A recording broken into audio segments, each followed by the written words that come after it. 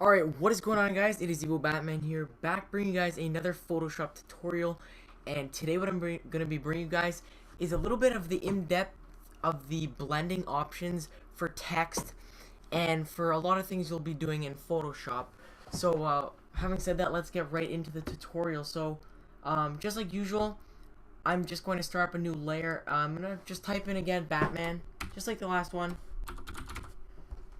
And just gonna make that a little bit bigger. Alright, so now that's bigger. I'm gonna put that right in the middle there.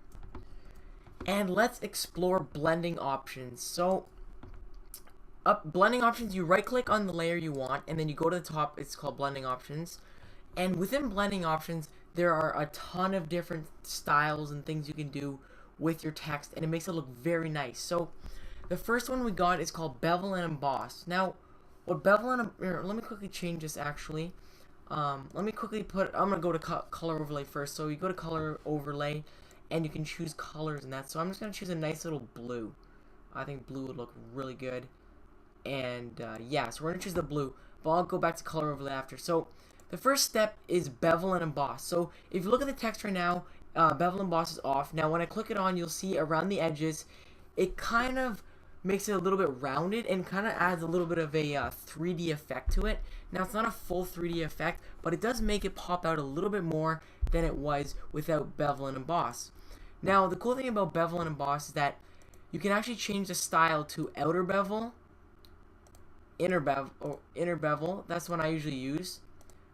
Emboss is normal, and then pillow and emboss, and stroke emboss.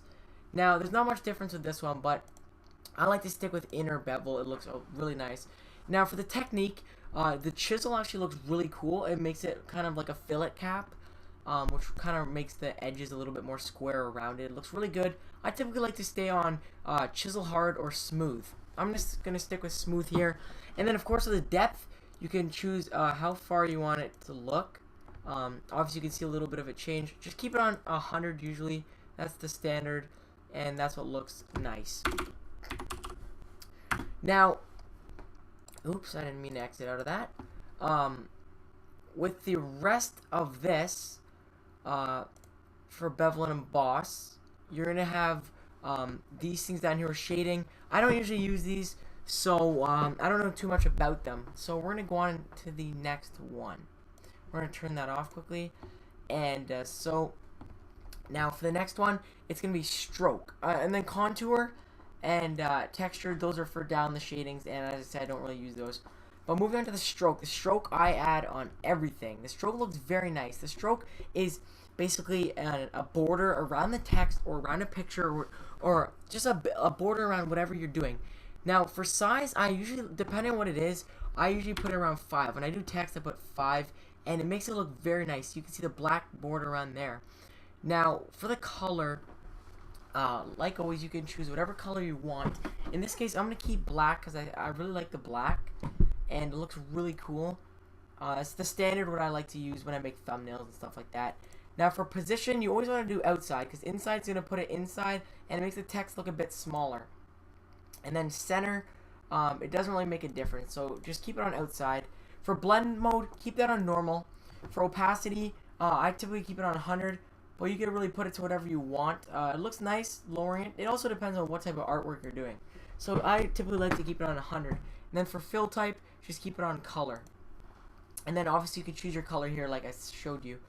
Moving on to the inner shadow. It's basically like a shadow on the inside of the text. If you want to do an inner shadow, bump it up to about 100 and change multiply. Turn that to normal at the top.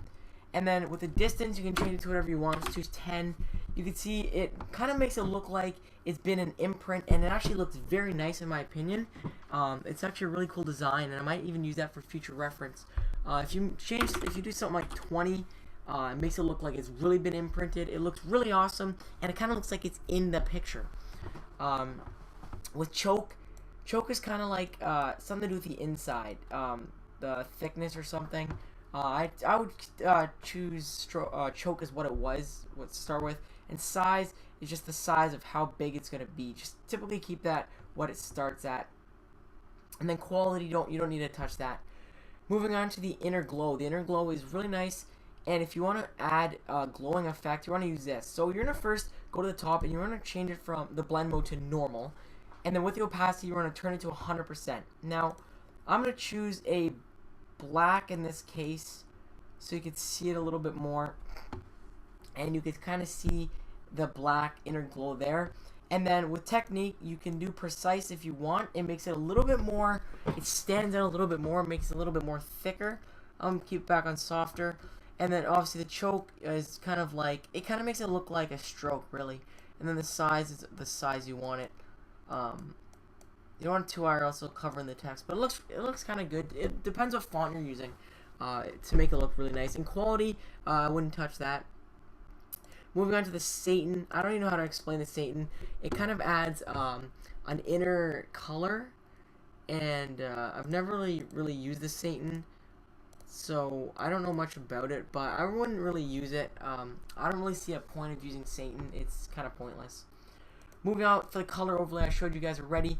You can choose the color, and then the thing is, if you choose a picture, say you choose a picture of let's say a Call of Duty background, and it's originally green, and when you do color overlay, it's gonna make the whole picture blue. It's gonna look like one huge blue square.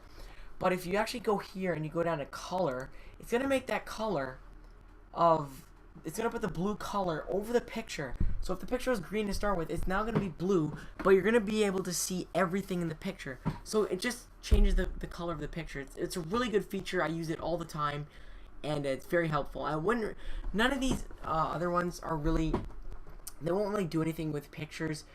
It depends what type of pictures you're using, I guess you could say. But you're gonna keep that normal if you're doing things like text. Now with the gradient overlay, you gotta turn off the color overlay. Gradient overlay is really nice. You're gonna want to keep that normal opacity. That I have some gradients down here, so if I want to do something like this orange, looks really good. You can see it's kind of half orange, half yellowish, or dark orange and light orange. Makes it look really nice. I use these a lot for Call of Duty thumbnails, and then if you put a nice stroke around this, it looks really good. See, just like that. It makes it look really nice, and especially with the bevel and emboss, that looks sweet.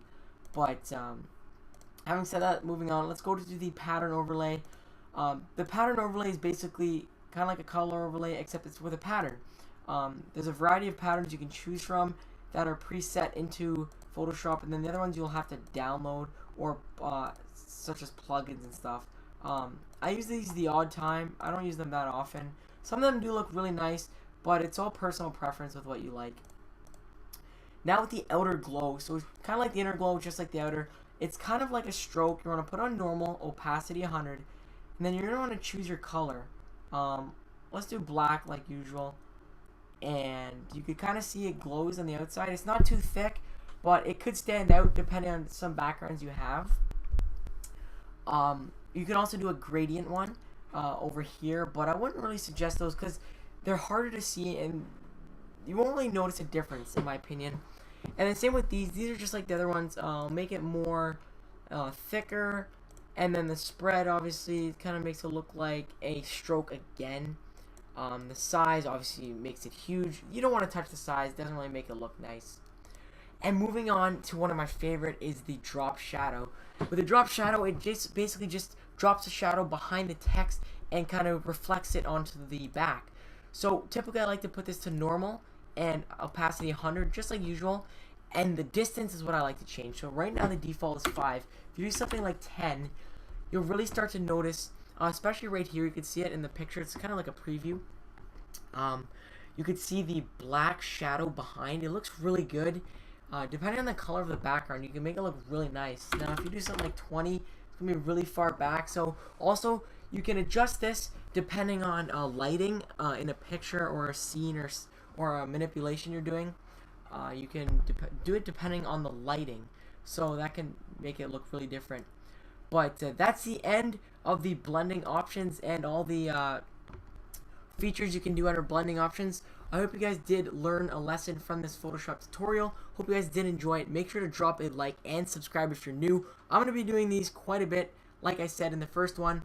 So make sure you guys do subscribe and drop a like, because it really means a lot to me and it helps share the video a lot.